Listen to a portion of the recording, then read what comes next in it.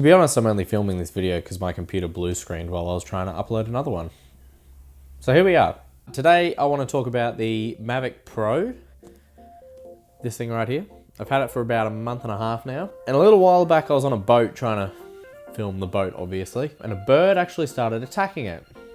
So all I could see on the monitor was this. I've only got 2 seconds of it. But it just went all funny, like the gimbal just wasn't acting right. And I could see that there was like an eagle or something like that attacking it. I went, oh shit. Chuck it in sport mode, try and bring it back down really quickly. Now the boat does have a pretty flat back platform to it, but in the heat of the moment, it was better just to hand catch it.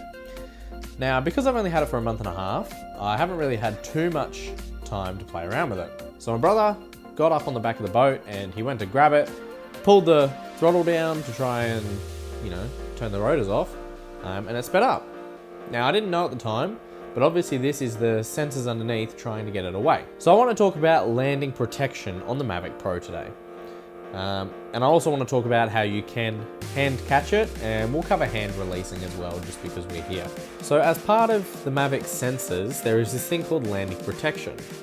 And what it is when you're flying the drone or when you're bringing it down, it'll sense the ground beneath it. So if you're on uneven surfaces or you come down too quickly, something like that, it'll basically stop it from going into the ground, which is really handy. Only problem is when you're trying to hand catch it, it basically sends it away from you. And what actually happens if you do grab the drone is the propellers spin faster because they're trying to get away from you.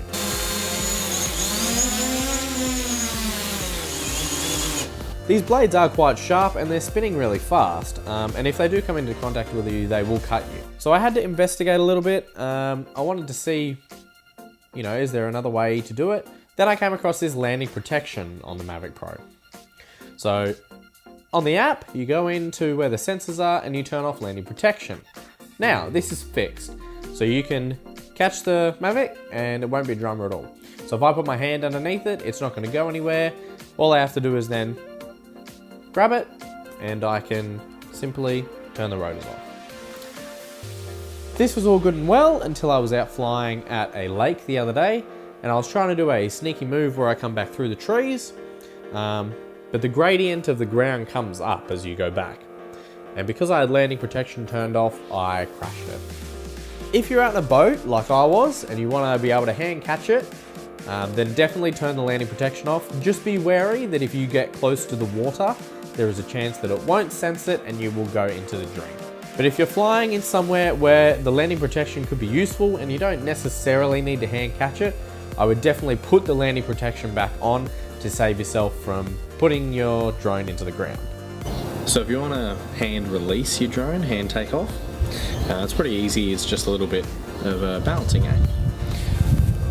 That's how I like to hold it, just a couple of fingers on it.